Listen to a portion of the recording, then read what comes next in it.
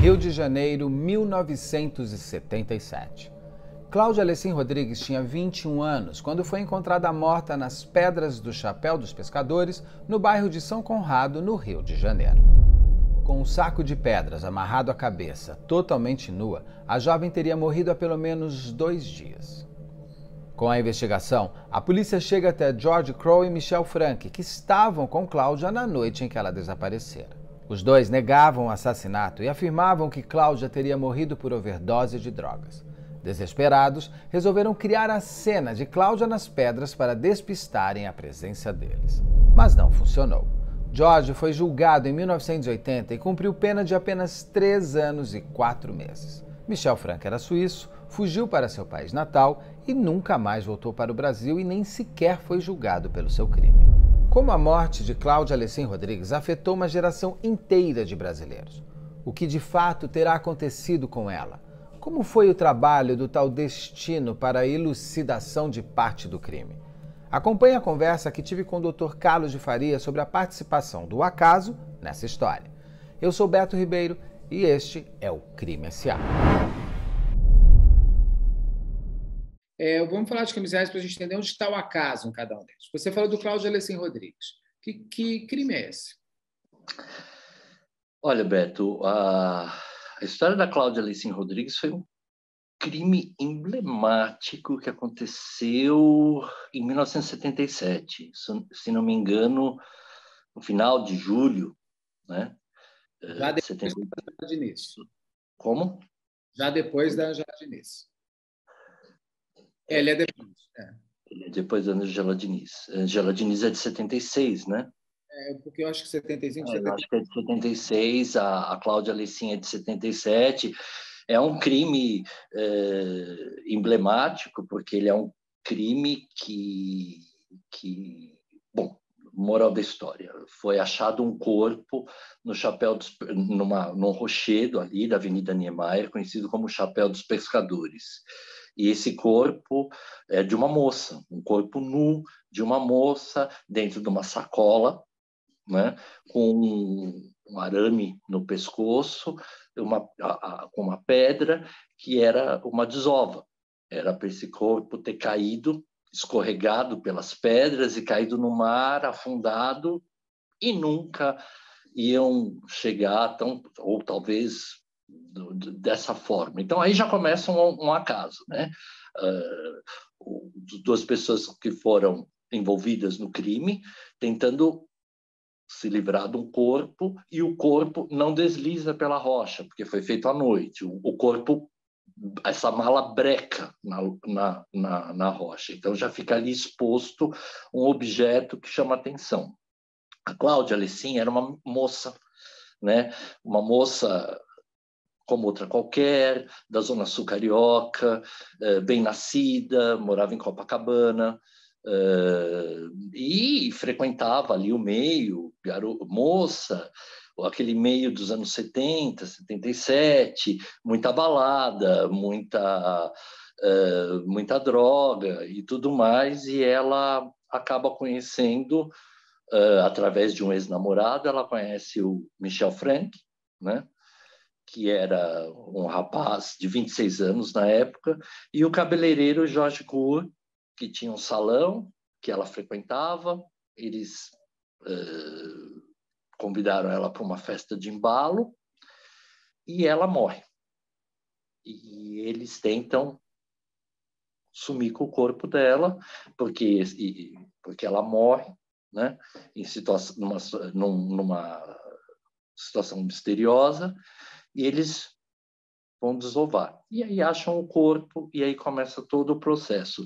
E é um processo muito longo, é um processo muito confuso, né? E principalmente porque o Michel Frank era filho de um homem muito poderoso, um industrial suíço muito poderoso, que era o Egon Frank, que ele era importador, ele tinha uma rede de cinemas, de produtoras. Então, ele era um cara que tinha muito contato com o governo da época, que era o governo militar, né?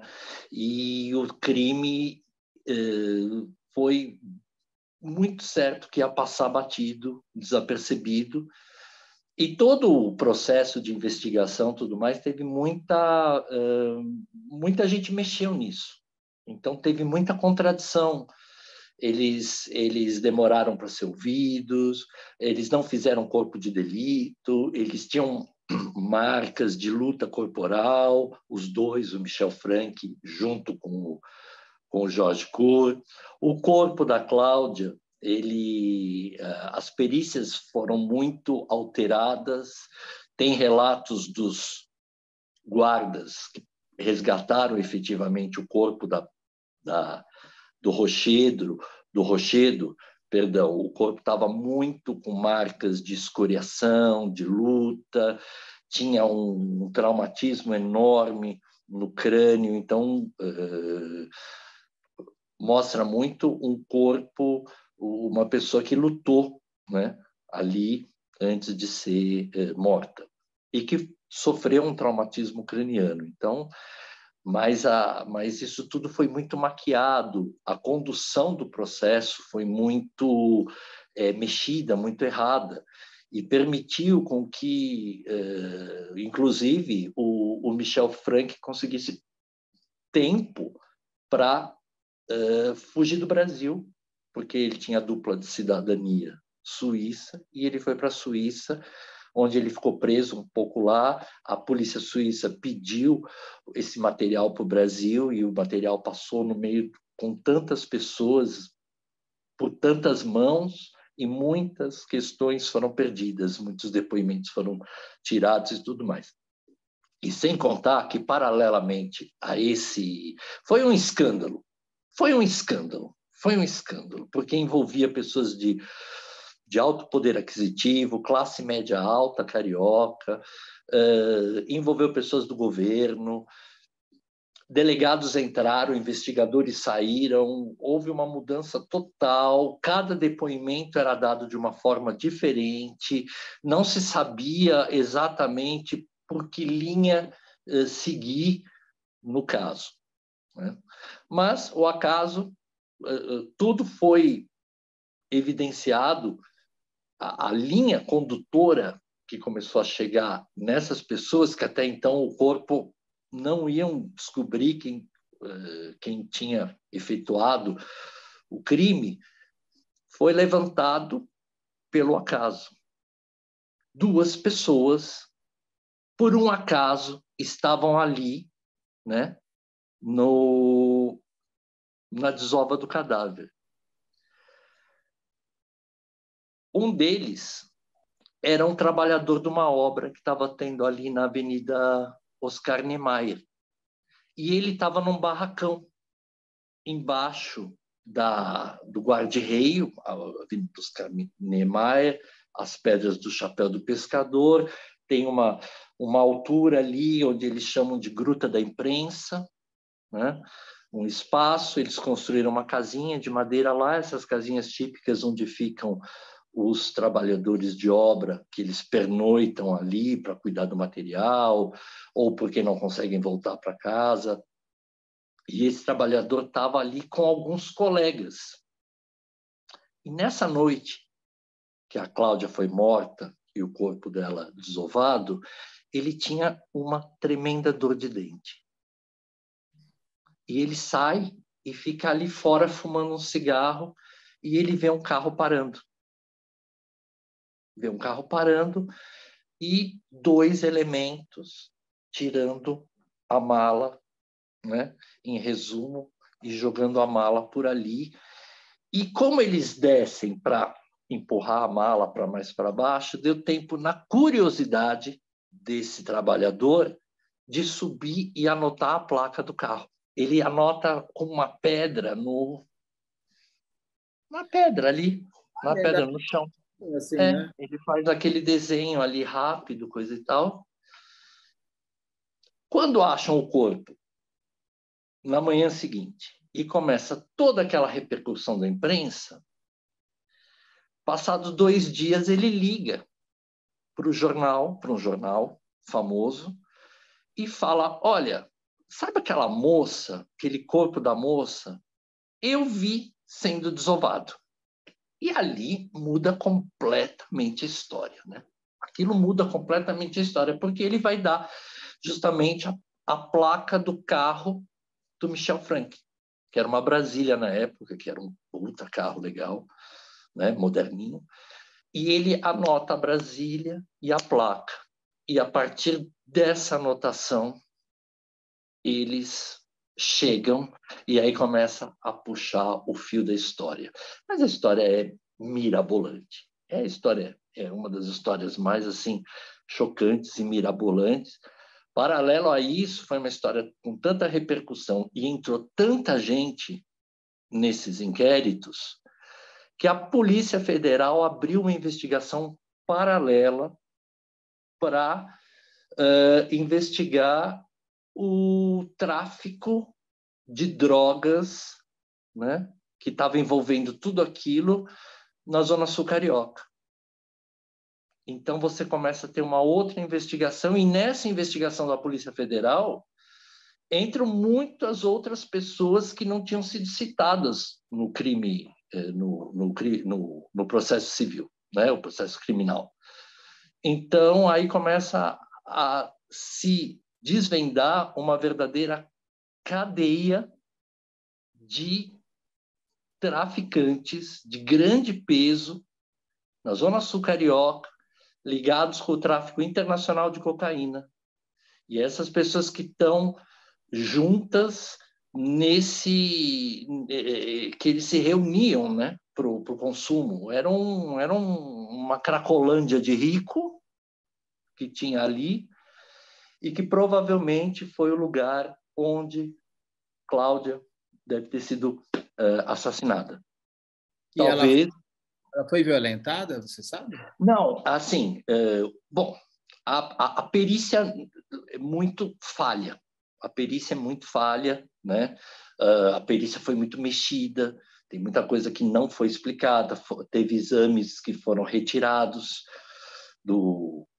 da investigação. Então, assim, eu não consigo de cabeça falar disso. Na época, afirmava-se que não. Quando eles foram chegando perto do Michel Frank e do Jorge Cour, a versão é que ela estava no apartamento do Michel, numa festinha entre eles de embalo, ela fez abuso do uso da cocaína e teve uma convulsão. E eles precisaram socorrer ela. A versão deles sempre é que ela teve uma morte pela overdose de cocaína, né? Os exames periciais cadavéricos mostram que não.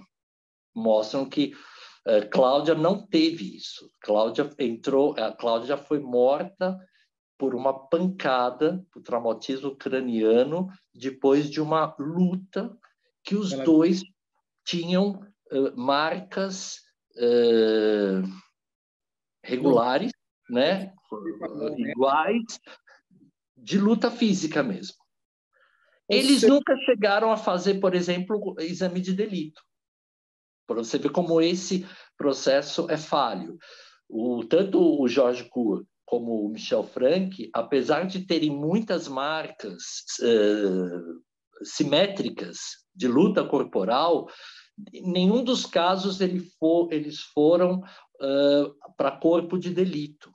Os policiais observaram isso, os delegados observaram isso, os investigadores observaram isso, colocaram nos autos, mas isso nunca foi pedido um corpo de delito. Inclusive, haviam álibis forjados por um procurador do Rio, junto com o almirante, que eram álibis que estavam com Michel Frank na noite do crime. Esses álibis foram caindo de acordo com essa investigação do acaso do ato falho. E uma outra testemunha, um outro testemunho ocular do crime, que era um pescador que pescava ali no chapéu dos pescadores, nesse rochedo, ele vê na tarde de sábado a Cláudia ali com os dois na Gruta da Imprensa brincando. Brincando, você diz transando ou brincando? Não, brincando, que eu digo é assim, ela devia estar ali alegre, pulando, coisa de minota. Ela tinha o quê? 17, 18 anos? Por aí? E eles ali mais velhos, observando, curtindo o mar, eles já estavam juntos, né? Eles já estavam juntos na tarde do crime. Então, provavelmente, ela estava ali já numa casa da Avenida Niemeyer, que era um grande ponto de tráfico de droga e de usuários de cocaína da alta sociedade carioca. Ela já tinha sido levada lá, ela devia estar usando, devia estar junto. E o que a gente chega à conclusão, lendo tudo isso, que provavelmente ela deve ter visto alguma coisa que não era para ela ver. Então, eles tiveram que fazer essa limpeza de arquivo nela. Tem gente que, para faz um crime, comete outro para esconder aquele e vai caindo numa... Jogar o corpo dela pela pedra é mais um crime. É ocultação de cadáver. Agora, se não tivesse tido esse pescador, ele era um pescador? Ele foi, então, teve o pescador que viu eles à tarde. Então, a primeira versão que ela teria sido morta no apartamento cai por terra, né? Morta no apartamento dele. Ele afirma que foi morta, que ela morreu sozinha no apartamento dele. E aí foi que eles, tudo para preservar essa casa, que era um ponto de encontro internacional do tráfico de droga, que depois alguns repórteres conseguiram, porque isso foi um crime tão grande, mas teve uma repercussão tão forte na década de 70, que toda a imprensa se debruçou nisso, né? Então foi ouvido, foi arrolado todo mundo. Era uma coisa que nunca ninguém tinha visto nada igual, nada nessa proporção. Juntava poder, drogas, sexo. Rio de Janeiro, rock and roll, discoteca, balada, cocaína, mocidade. Então foi uma coisa assim que violência, né? Um cadáver sendo arremessado numa sacola pelada. Mas se não tivesse tido aquele rapaz com dor de dente, o grande acaso é a dor de dente. A grande acaso, ou porque posteriormente, o pescador sumiu, né? O pescador que deu o depoimento, ele sumiu, mas o rapaz, o valente trabalhador, manteve o depoimento dele e ele é a peça-chave. Esse cara foi um cara fantástico, né? Porque foi a partir dele, de anotar a placa do carro numa pedra, que aquilo não ficou, que eles chegaram no Michel Frank. Ou seja, e daí 15 anos depois tem um crime parecido do acaso, do mesmo tipo de acaso que é o da Daniela Pérez. Se não tivesse... Sim, o da Daniela Pérez também teve isso, não é? Um motorista passou e viu uma movimentação estranha do carro, não foi isso? Ele passa, vê o carro, acho estranho, porque era um caminho, era um lugar meio deserto ali na Barra. Aí ele passa, ele anota a placa do carro de trás, que o Guilherme Spada tinha transformado o L em O. Ele anota, daí ele vira, anota a placa do carro da frente, que é o da Daniela Pérez, que eles não tinham mexido ainda na placa. E é graças a esse senhor, que o nome dele é Hugo, se eu não me engano, é advogado, acho que ele não aparece no documentário, não sei se ele morreu ou se ele não consegue falar, quem fala é a filha dele, e é esse que consegue elucidar, porque se ele não tivesse aparecido, talvez a segunda testemunha-chave, que é a pessoa que liga para a Glória Pérez e fala vá até o posto de gasolina, não teria se manifestado. Então, o grande acaso desse crime é o Hugo passar por ali. Eu não sei, por exemplo, se aquele era o horário que ele sempre passava, porque o acaso ele é muito interessante na matemática dele em si, né? Talvez naquele dia ele foi mais cedo, ou naquele dia ele foi mais tarde do que o comum. Também sair são vários acasos. Ele passar e anotar, mas ele também, de repente, será que todo dia ele passaria uma hora Se naquele dia ele resolveu ficar mais uma hora, não sei onde. É uma coisa tão louca, porque às vezes assim, você vê, mas você não tem uma caneta. Estou falando do tempo da Daniela Pérez, que era o tempo da caneta, que a gente não usava celular, tá? Você tem, mas não tem uma caneta. Quantas vezes a gente ficava no carro com o talão de zona azul sem a caneta? A gente não tinha. Tem uma coisa, tem mais um caso assim que eu me lembro que no documentário a filha do Hugo explica que acho que os filhos dela, os netos, acho que são os filhos dela, que seriam netos dele, queriam ver o jogo na casa, daí os meninos ficam mais tempo e ele vai levar os meninos para casa depois. Então tem o acaso, inclusive, do jogo. Outro que tem dia do jogo com a casa é a Suzane von Richthofen, que quando ela volta para casa do motel, o vigia o vigia da rua olha para o carro e fala assim, mas que saco, quem está passando? Porque estava jogando o Corinthians no dia. Ele sabe exatamente a hora que a Suzane von Richthofen passa e entra na casa dela, e ele vê o carro da Suzane. Ele é uma Sim, porque de acordo com o lance que está rolando ali no campo, no gramado, e o torcedor é muito ligado nisso, ele sabe, e eles são ótimos nisso, ele sabe exatamente, no tempo tal, do 45 do primeiro tempo, teve uma infração, e aí passou um carro, e eu estava querendo ver a cobrança, e tal. Então, quer dizer, e outros, né, Beto? O crime da Magda Roncati também foi um falho fantástico. Quando que ele imaginou que dentro da mala ia ter uma etiqueta, numa mala importada, que a etiqueta não estava do lado de fora, mas também dentro de um bolsinho interno da mala, onde ela tinha preenchido, porque ela poderia também não ter preenchido, né? E esse é o acaso. Você compra uma mala, ela tem uma etiqueta e muitas pessoas preenchem, mas muitas também não preenchem, né? Se pegarem uma mala minha, não tem nada preenchido, mas... Tem tudo, eu sou um chato com isso. Então. A Magda Roncati, para quem não sabe, ela foi morta pelo namorado, colocada dentro de uma malha e jogada em Mariporã, né? Na represa de Mariporã. Foi na represa de Mariporã, também com uma pedra para a mala afundar. Cláudia E aí mais um acaso, como o de Cláudia.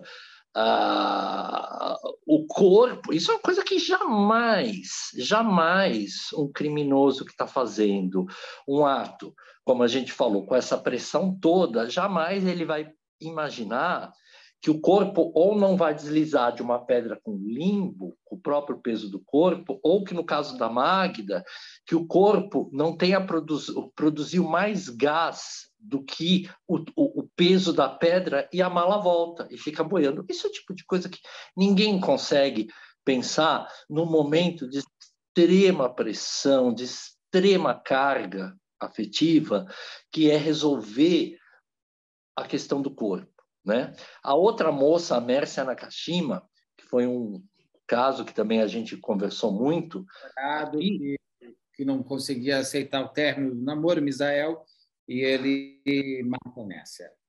Gente, ele pôs a Mércia no carro, empurrou o carro para dentro da represa, só que, veja só, naquele dia, naquele momento, e era noite, nem era dia, tinha um pescador pescando à noite na represa. Ele não viu o pescador. E o acaso, de novo, né? O destino. Esse pescador era conhecido por sua extrema acuidade visual. Era um cara que tinha um olho de lince. Então, ele no barquinho dele, ele vê parado lá na rede dele, ele vê toda a cena, o cara empurrando o carro para dentro da piscina, da represa e coisa e tal. Ele vê isso com uma clareza, sabe? E nunca... O caso de Bragança também, que ele planejou um crime completamente premeditado de roubo e depois de eliminação de provas, muito atribulado também, ele levou para um canavial que ele imaginava que ali ele daria fim, pondo fogo no carro com as pessoas dentro. Justamente naquela noite tinha um casal namorando num canto ali. Sabe uma coisa que eu falei, que a Mércia ela foi jogada na represa de Nazaré Paulista. Aí você lembra dessa Paulista que tem aquela tristíssima história da mulher que trabalhava numa loja e ela, a funcionária, que não era nem loja. Esse é de Bragança Paulista. Bragança, não. Então, nós falamos agora da Magda Roncati, que foi jogada na represa de Mariporã. Isso. A Mércia Nakashima, que foi jogada na represa de Nazaré Paulista. E agora é o crime de Bragança Paulista, que é da família que foi queimada viva, possivelmente foi, junto com a funcionária, a outra funcionária da loja, em Bragança Paulista. Você percebeu que esses 3 crimes são na mesma região? Tudo Atibaia? Que é uma região rica, né, do estado. Assim, se for parar para pensar, ali é uma região rica, você tem essa coisa de, ao mesmo tempo, você tem ainda lugares ermos, você tem manancial de represa, que é um lugar que as pessoas pensam em desova, porque até acharem o corpo, ele já está num estado de putrefação maior.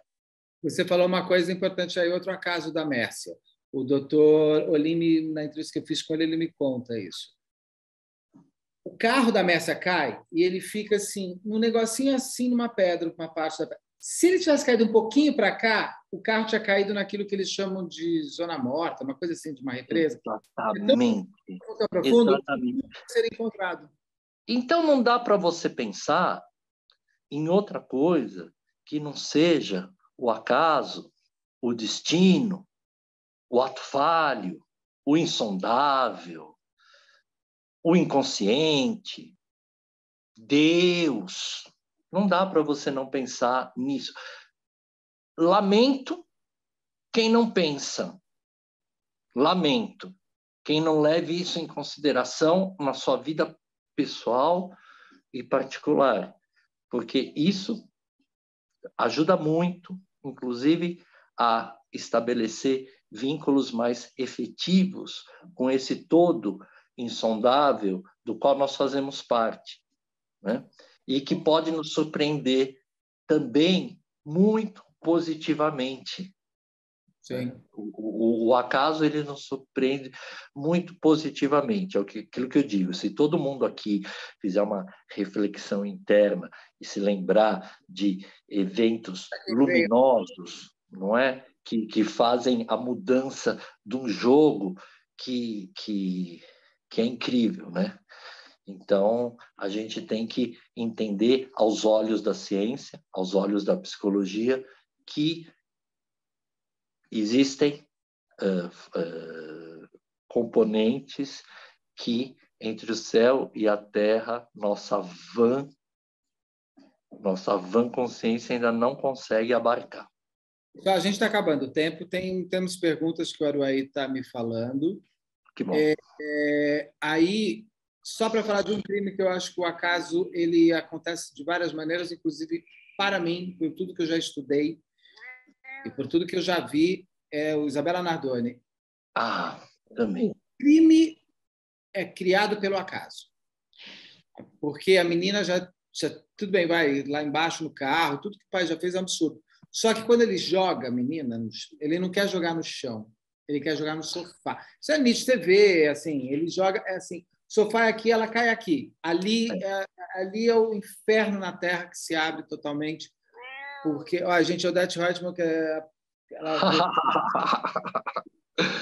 Sim, Beto, isso é fantástico. Ele é um erro, é um resvalo, ali começa uma coisa que ele não consegue mais parar. Exatamente. E o outro acaso importantíssimo no caso da Isabella Nardoni são mais 2, tá? Eu vou falar o GPS do carro que ele põe no dia do crime. O que mostra que ele não tinha uma premeditação. Não vai pôr o GPS no carro no dia que você quer matar sua filha. Não existe premeditação. O GPS do carro é o que dá o tempo da morte da Isabella, porque ele desliga o carro até a ligação do 90. esse é o tempo da morte da Isabela, que, se não me engano, dá 12 minutos e poucos. E ele, tudo que ele inventou que poderia ser, daria 19 minutos. Então, o carro é que te dá o tempo da morte. E tem qual é outro caso dele? E eu diria mais um caso importante, que é a delegada, a doutora Renata Pontes, que está no caso, estava acabando o plantão dela. Não estou dizendo que o próximo delegado não seria tão bom, mas mas talvez o próximo delegado não tivesse pegado esse caso, sabe, a vida põe a pessoa certa no lugar certo. Daí vem a doutora Rosângela, assim, a junção das pessoas corretas, investigando a vida, o inconsciente coletivo, Deus, o destino, o cosmos, sei lá o que você quiser chamar. Energia. Pode chamar. Então, tudo bem, pode chamar. Mas é isso, que nunca você vai ter um controle absoluto disso, entendeu? Aí a gente está aqui na live e aí acaba a luz. Pô, justo agora? Faz parte, acaba.